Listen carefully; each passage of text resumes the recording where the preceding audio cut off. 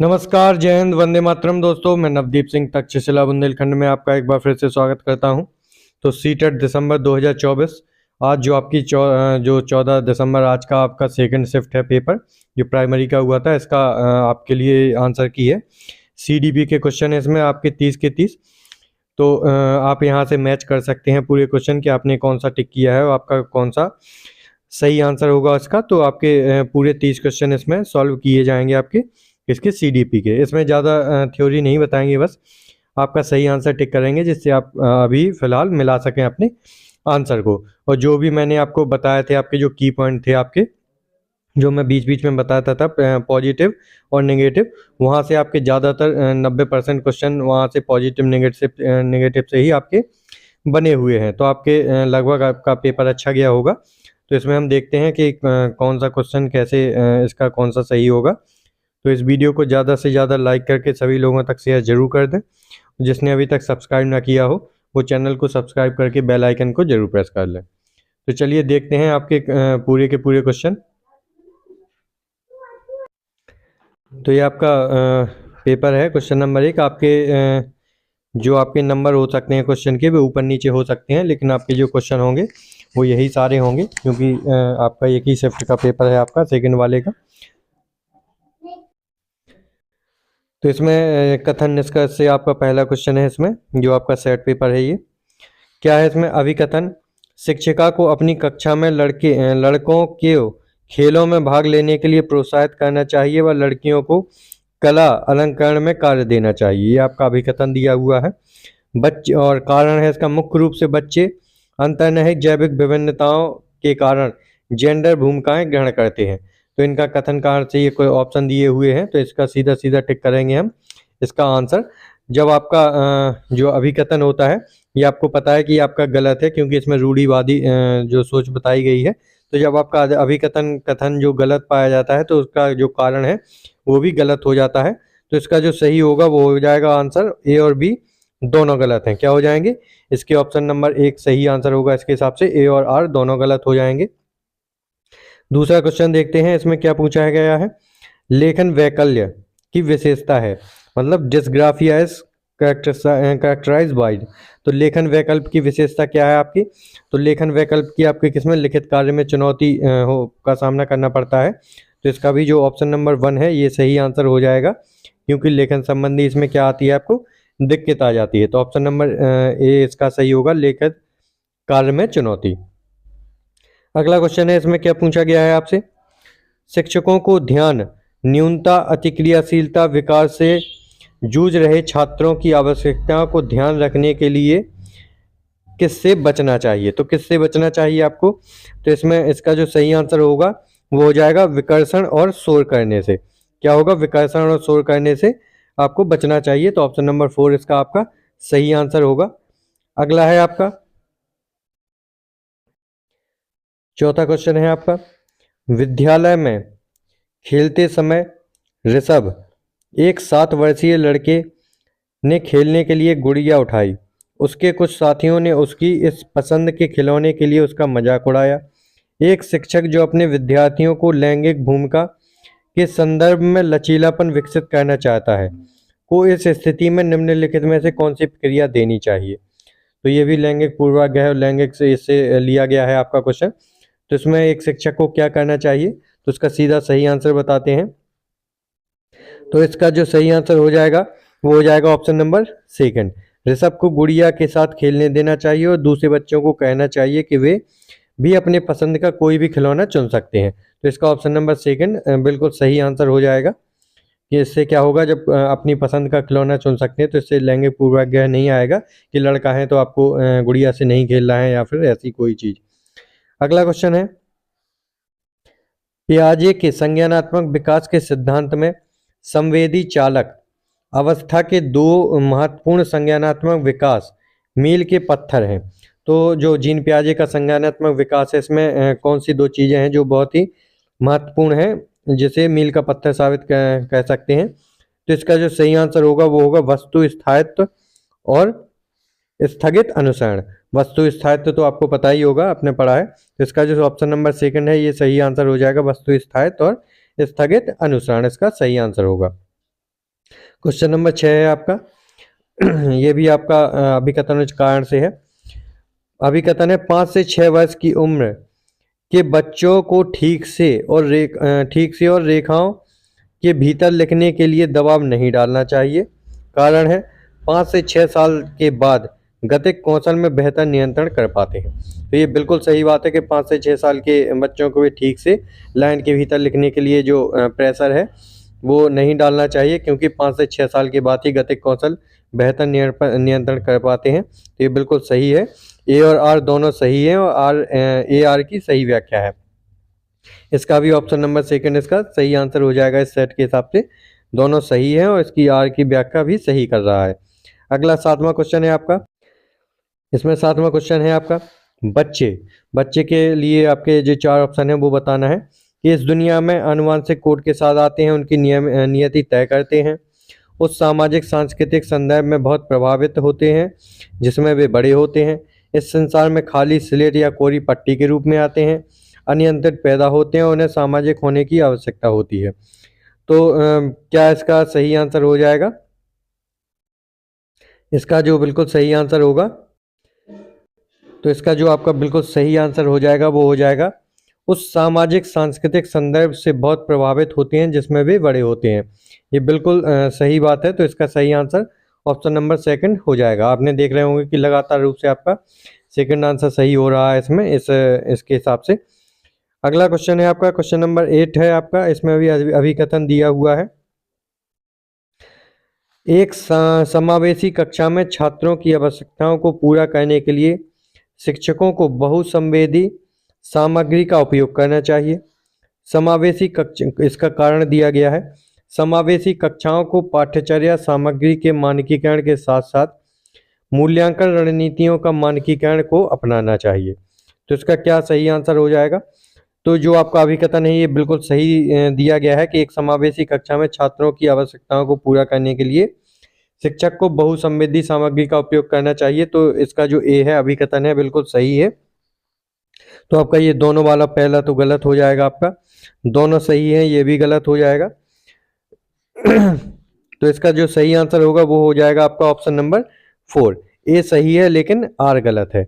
आपका जो कारण दिया गया है ये गलत है। तो इसका कौन सा होगा? ए सही है लेकिन आर गलत है। ये आज का सही आंसर हो जाएगा ऑप्शन नंबर 4। क्वेश्चन नंबर 9 में है रचनावादी दृष्टिकोण से। तो रचनावादी दृष्टिकोण से आप क्या समझते हैं? व्यक्तियों के नए व्यवहार सीखने के लिए अनुकूलित किया जाता है। सीखना वर्तमान समझ का विस्तार और परिवर्तन है। सीखना बस हमारे दिमाग की कोरी स्लेटों के पर संघों पर को लिखना है। व्यक्ति पर्यावरणीय घटनाओं से निष्क्रिय रूप से प्रभावित होते हैं। तो इसका क्या सही आंसर होगा? तो इसका जो आपका सही आंसर हो जाएगा वो हो जाएगा आपका ऑप्शन नंबर सेकंड। सीखना वर्तमान समझ, क्या होगा? सीखना वर्तमान समझ और विस्तार का और परिवर्तन है। तो ऑप्शन नंबर सेकंड इसका बिल्कुल सही आंसर हो जाएगा रचनावादी दृष्टिकोण से। अगला क्वेश्चन है गति संवेदी विद्यार्थी के माध्यम से सीखना पसंद करते हैं। तो जो गति संवेदी विद्यार्थी हैं आपके काइनेस्थेटिक, तो इसका किसमें? करने और चलने फिरने, क्योंकि गति संवेदी है तो करने और चलने फिरने से संबंधी जो सीखना पसंद है वो करते हैं। तो ऑप्शन नंबर सेकंड इसका भी सही आंसर होगा। अब है आपका क्वेश्चन नंबर 11। क्वेश्चन नंबर 11 आपका ये रहा यहाँ से। इसमें क्या पूछा गया है आपका क्वेश्चन नंबर 11 में? जीन पियाजे के अनुसार एक बच्चे को सरल गणितीय उत्क्रमण जैसे 4 + 5 = 9 और 9 - 4 = 4 के पीछे के तर्क को समझने में असमर्थता है। तो इसका क्या कारण है, उसको ये क्यों दिक्कत हो रही है? तो इसका जो सही आंसर होगा वो हो जाएगा ऑप्शन नंबर 1 अपरिवर्तनीयता। इसका सही आंसर होगा, लेकिन इसमें डाउट है थोड़ा सा। अवधारणात्मक केंद्रीकरण भी इसका जो ऑप्शन नंबर 3 है ये भी सही हो सकता है इसका, लेकिन 90% आपका जो आंसर होगा वो अपरिवर्तनीयता ही इसका सही आंसर होगा। तो ऑप्शन नंबर 1 इसका सही आंसर मान के चलते हैं। अगला क्वेश्चन है आपका 12 नंबर का क्वेश्चन है। इसमें क्या पूछा गया है? समावेशन को बढ़ावा देने के लिए क्या आवश्यक है? तो समावेशन को बढ़ावा देने के लिए क्या आवश्यक है? लचीला पाठ्यक्रम, सहयोगात्मक निगमन, पृथक्करण और नामीकरण और गम्य इमारतें। तो इसको क्या आवश्यक है ये बताना है। तो जो आपका नामीकरण होता है किसी भी बच्चे की लेवलिंग करना जो है वो बिल्कुल गलत माना जाता है। आपको नामीकरण मतलब लेवलिंग होता है। तो ये आपका ऑप्शन नंबर 3 तो गलत हो जाएगा, लेकिन आपके ये तीनों सही हो जाएंगे, 1, 2 और 4। तो इसका जो सही आंसर होगा वो हो जाएगा सेकंड नंबर का फर्स्ट, सेकंड और सॉरी ये नहीं, फर्स्ट, सेकंड और 4 इसका सही आंसर हो जाएगा। ऑप्शन नंबर 3 इसका बिल्कुल सही हो जाएगा। पहला, दूसरा और चौथा इसका सही आंसर है। अगले क्वेश्चन पर चलते हैं। क्वेश्चन नंबर 13, पियाजे ने संज्ञानात्मक विकास को किस प्रकार वर्णन किया है। तो जीन पियाजे का जो संज्ञानात्मक विकास है उसको किस प्रकार से वर्णन किया है आपका इन्होंने। तो इसको चार अपव्ययी सांस्कृतिक विशिष्ट चरण में, 4 गुणात्मक रूप से भिन्न चरण में, 3 प्रगतिशील चरण में, 1 सतत नियंत्रण के रूप में। तो जो आपके 4 गुणात्मक रूप से भिन्न चरण, तो आपके जो 4 हैं वो कैसे हैं, गुणात्मक रूप से भिन्न चरण हैं आपके। जो संज्ञानात्मक विकास है इसका सही आंसर हो जाएगा ऑप्शन नंबर जो सेकंड है वो सही आंसर हो जाएगा। अगले क्वेश्चन पर चलते हैं। क्वेश्चन नंबर 14, शिक्षकों द्वारा प्रदान किया गया आलंबन बच्चों को सीखने की प्रक्रिया में बाधा डालता है। इसका कारण है लेव वाइगोत्स्की ने प्रस्तावित किया कि बच्चे स्वतंत्र रूप से पर्यावरण पर कार्य करके और उसमें हेरफेर करके सीखते हैं। तो इसका क्या सही आंसर होगा। तो जैसे ही आप अभिकथन पढ़ेंगे तो इसमें क्या है, शिक्षकों द्वारा प्रदान किया गया आलंबन बच्चों को सीखने में बाधा डालता है। तो ये बिल्कुल गलत बात है। जो आपको पाठ और या फिर MQ प्रदान किया जाता है वो बाधा कभी नहीं डालता है। तो ये इसका जब अभिकथन ही गलत होगा तो इसका दोनों ही कारण भी गलत हो जाएगा। तो इसका जो सही आंसर होगा वो हो जाएगा ऑप्शन नंबर 1, A और R दोनों गलत हो जाएंगे। कौन हो जाएंगे, A और R दोनों गलत हो जाएंगे। ऑप्शन नंबर 1 इसका सही आंसर होगा। आगे चलते हैं क्वेश्चन नंबर 15। ये आपका क्वेश्चन नंबर 15। इसमें क्या पूछा गया है, हार्वर्ड गार्डनर के अनुसार एक वैज्ञानिक X बुद्धि का उच्च प्रदर्शन करता है जबकि एक मूर्तिकार Y बुद्धि का उच्च बुद्धिमत्ता होगी। तो इसमें क्या आएगा, एक वैज्ञानिक। तो इसका जो सही आंसर देख लेते हैं। तो इसका जो सही आंसर होगा वो हो जाएगा आपका प्रकृतिवादी और स्थानिक। जो एक वैज्ञानिक है वो आपका प्रकृतिवादी बुद्धि का प्रयोग करेगा जबकि मूर्तिकार एक स्थानिक बुद्धि का प्रयोग करेगा। तो ऑप्शन नंबर 4 इसका बिल्कुल सही आंसर हो जाएगा। आगे चलते हैं क्वेश्चन नंबर 16। इसमें क्या कहा गया है, निम्न में से कौन सी बाहरी अभिप्रेरणा का सही वर्णन करता है। तो कौन सी बाहरी अभिप्रेरणा का सही जो वर्णन है वो करता है। अभिप्रेरणा को व्यक्तिगत संतुष्टि की भावना से आती है, अभिप्रेरणा को कार्य के व्यक्तिगत आनंद से आती है, अभिप्रेरणा जो आंतरिक कारकों से आती है, अभिप्रेरणा जो वातावरणीय परिणामों से आती है। तो जो सही आंसर होगा वो होगा आपका ऑप्शन नंबर 4, अभिप्रेरणा जो वातावरणीय परिणामों से आती है। ऑप्शन नंबर 4 इसका बिल्कुल सही आंसर हो जाएगा। तो आप जो अपने क्वेश्चन हैं वो उनको टिक करते जाएं, मिलाते जाएं, बिना किसी समय गवाए हुए हम पूरे क्वेश्चन जो है वो टिक करवा रहे हैं। और इस वीडियो को ज़्यादा से ज़्यादा लाइक करके सभी लोगों तक शेयर जरूर कर दें। 17 नंबर का क्वेश्चन है आपका, अर्थपूर्ण अधिगम मुख्य रूप से किसके बारे में नहीं है। तो किसके बारे में नहीं है ये बताना है आपको, नेगेटिव ढूंढना है। तो आप जैसे ही इन चारों ऑप्शन को पढ़ेंगे तो आपको एक क्वेश्चन जो ऑप्शन है वो मिल जाएगा, जानकारी को रटना। तो जब अर्थपूर्ण अधिगम है तो किसके बारे में नहीं होगा, जानकारी को रटने के बारे में नहीं होगा। तो इसका जो ऑप्शन नंबर 4 है ये बिल्कुल सही आंसर हो जाएगा क्योंकि इसमें नहीं पूछा गया था। क्वेश्चन नंबर 18 है इसमें, विकास के संदर्भ में एक समय सीमा जिसमें एक व्यक्ति विशिष्ट उत्प्रेरणाओं के प्रति परिवर्धित संवेदनशीलता रखता है, जिसमें कि वह कुशल तरीके से कार्य करने के लिए विशेष कौशल विकसित कर सके, वह विकास की कहलाई जाती है। तो इस विकास को क्या कहा जाएगा। तो आपका जो इसका सही आंसर हो जाएगा वो हो जाएगा आपका उत्प्रेरक अवधि। ऑप्शन नंबर 1 इसका सही आंसर हो जाएगा। आगे चलते हैं क्वेश्चन नंबर 19 में। तो इसका जो सही आंसर होगा वो क्या होगा। तो इसमें जो आपका अभिकथन है यही गलत दिया गया है। तो A और R दोनों गलत हो जाएंगे, इसके क्या हो जाएंगे, दोनों गलत। शिक्षकों को छात्रों से दूरी बनाकर रखनी चाहिए और अधिगम की प्राथमिक जिम्मेदारियां उन्हीं पर डालनी चाहिए, ये तो ठीक है, लेकिन दूरी बनाकर नहीं रखना चाहिए। तो इसका जो ऑप्शन नंबर 1 है ये बिल्कुल सही हो जाएगा, दोनों गलत होंगे। क्वेश्चन नंबर 20 है, सामाजिक संचार में चुनौतियां किसमें स्पष्ट होती हैं? तो मस्तिष्क पक्षाघात, स्वलीन क्रमिक विकार में, अधिगमनात्मक विकलांगता में, या ध्यान न्यूनता अतिक्रियाशीलता विकार में। तो इसका क्या सही आंसर होगा? तो आपका इसका जो सही आंसर हो जाएगा वो हो जाएगा आपका क्या, ऑप्शन नंबर 2, स्वलीन क्रम विकार में। ऑप्शन नंबर 2 इसका बिल्कुल सही आंसर होगा। अगले क्वेश्चन में चलते हैं 21 में। निम्नलिखित में से कौन सा कथन विकास के समीप दुराभिमुख सिद्धांत का प्रतिनिधित्व करता है?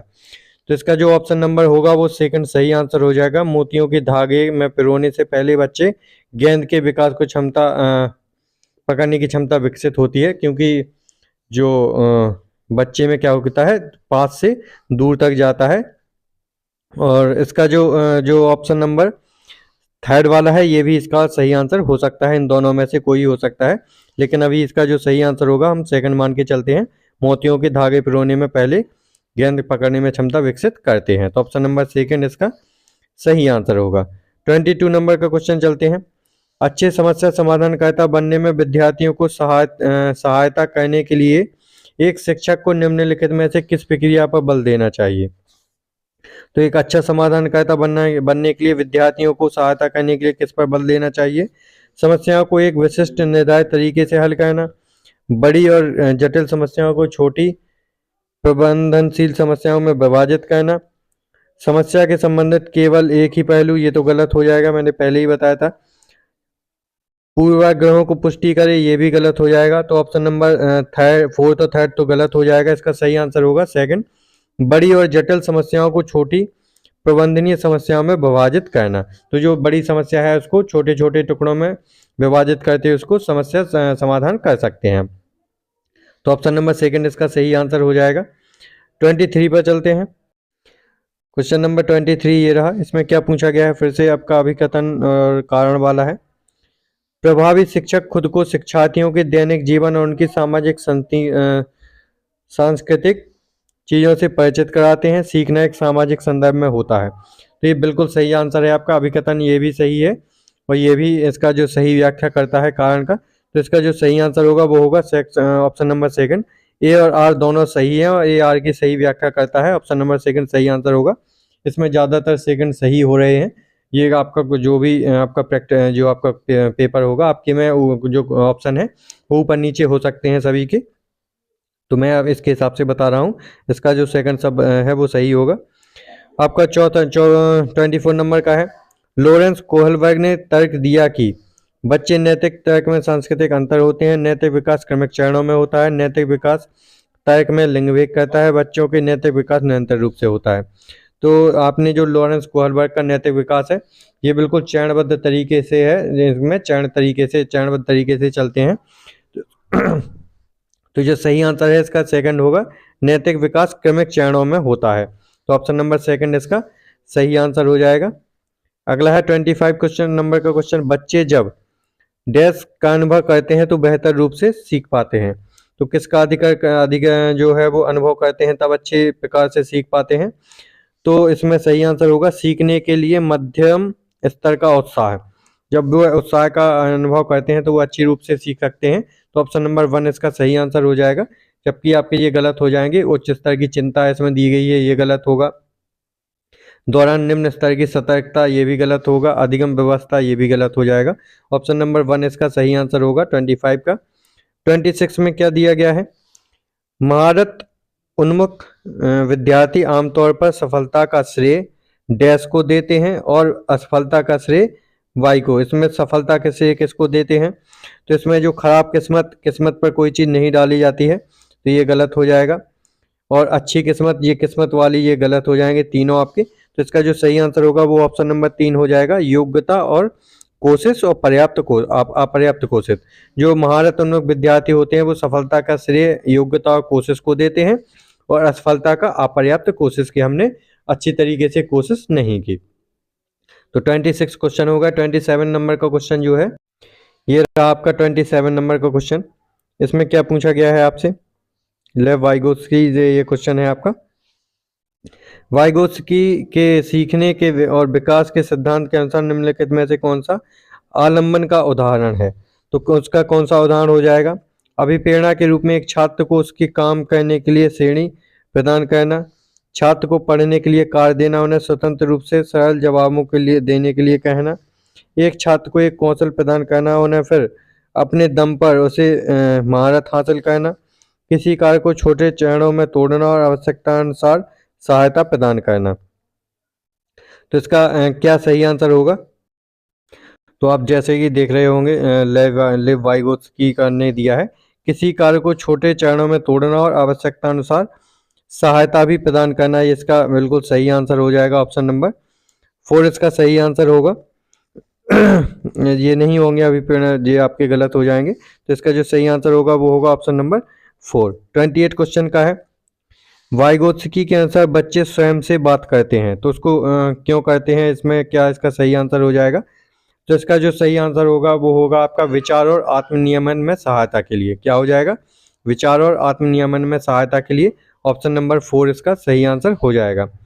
29 नंबर का क्वेश्चन है, इसमें क्या है, कोहलबर्ग के नैतिक विकास के किस चरण में व्यक्ति का नैतिक विकास, नैतिक व्यवहार मुख्य रूप से इस मानसिकता पर निर्भर करता है कि लोग मेरे बारे में क्या सोचेंगे। तो जब बच्चा अपने बारे में सोचने लगता है, तब मैंने आपको बताया था आपका जो चयन होता है अच्छा लड़का अच्छी लड़की की, जिससे